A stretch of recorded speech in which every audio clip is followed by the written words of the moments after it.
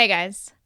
Over the last few years especially, we've unwittingly participated in tightening the noose around the neck of free speech. Perhaps it wasn't even unwitting. We really should have known. We did know. While surveillance and censorship have been part of American history, in the last few decades, we've become aware of just how closely we're being monitored by the government. And in the last few years, we learned about Google's search ranking manipulation. We saw tech giants deplatform a number of dissidents. Yet normies on the left and some on the right seem to think that this was somehow necessary and contained, that it would never shape our society, let alone begin to define it, that it would never manifest in any meaningful way.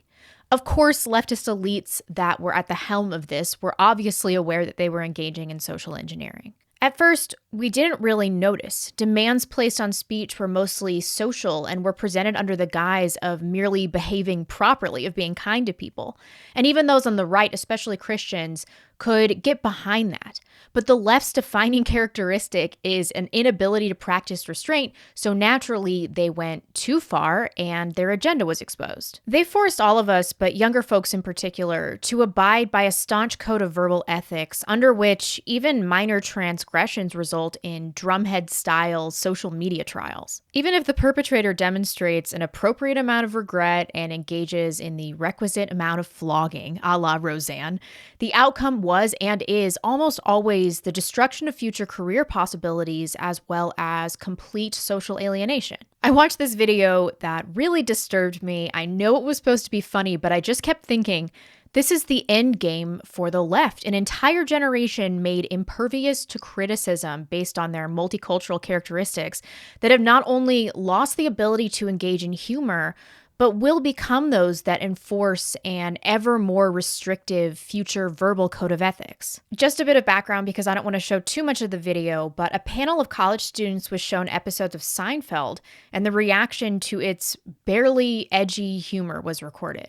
May cause drowsiness. This is so f***ed up. This would totally be controversial in a day like today. That's legit not funny. Does it hold up? No. It's hilarious that people thought this was okay. Twitter would explode. Seinfeld would get backlash. God, no. If we saw that on TV today, people would be like, you better believe that every single person who worked on the show would probably be fired. I don't think this would fly at all. No, this would not be okay. Ever since the Me Too movement and stuff has arisen, stuff like this would be way too sensitive. I feel like this show's really sexist. Even if I wasn't gay, even if that didn't directly apply to me, I actually do have gay friends, and I would be upset for them. Every single generation gets more and more PC. So for that time, for the older audience, I think that is acceptable for what it is. It might not be for us. I know this seems like a small thing, but it really freaked me out.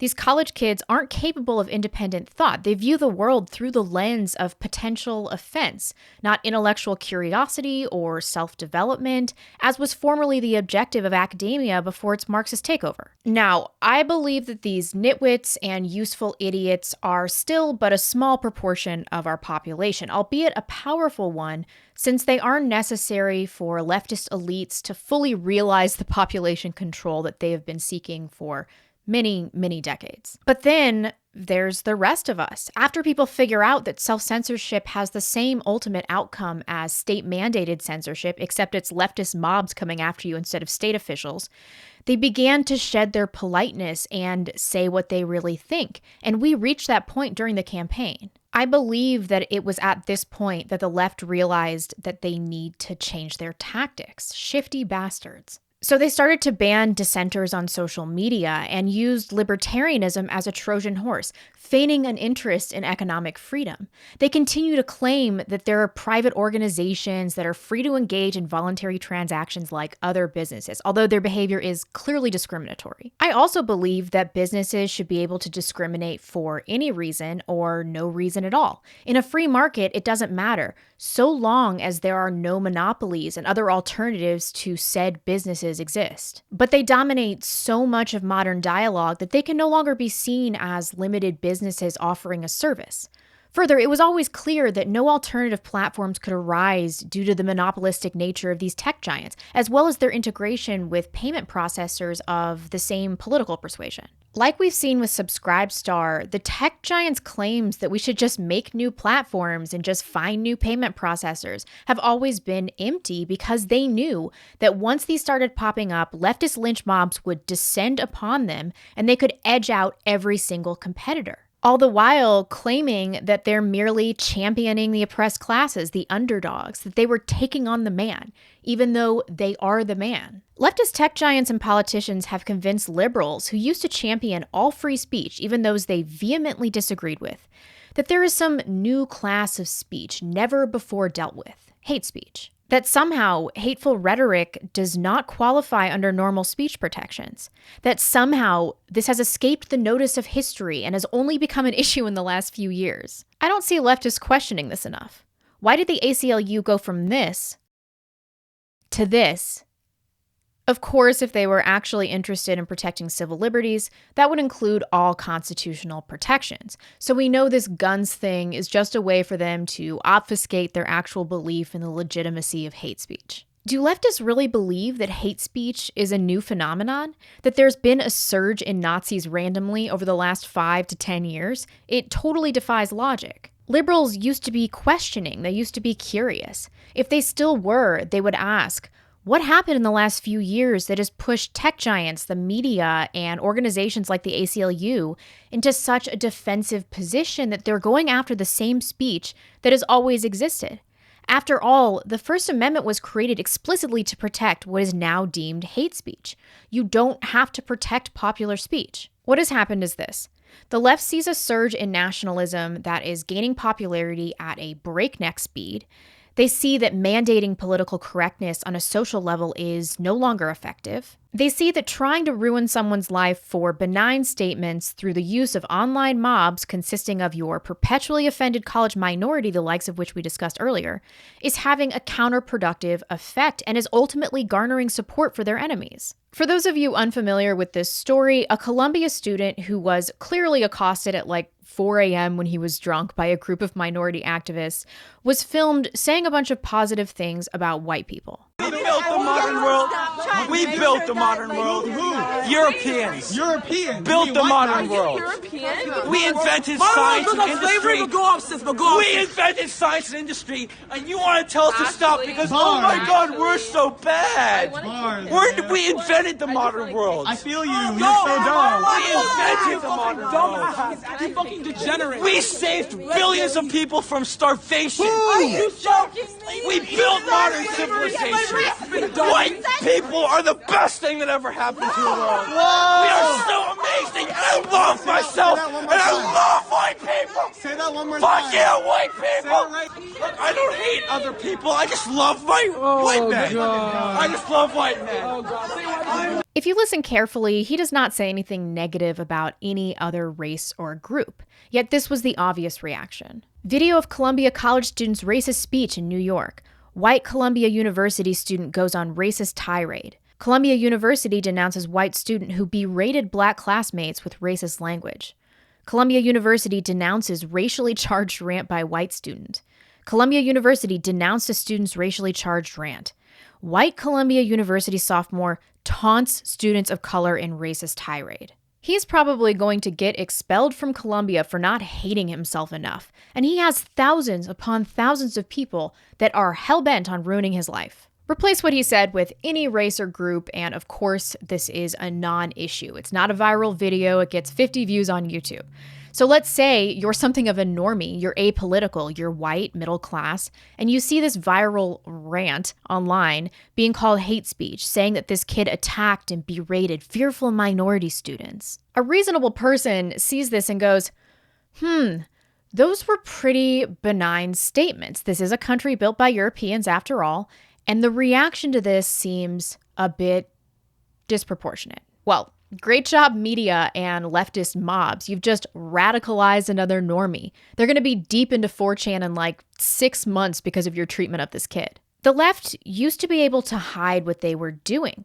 They subtly subverted our society for basically decades before anyone really noticed, and they can't do that now because they're panicking and they've overplayed their hand. All of their tactics are painted neon green surrounded with flashing lights, and that, to me, seems a good thing. First, there is transparency. We see now what they're doing.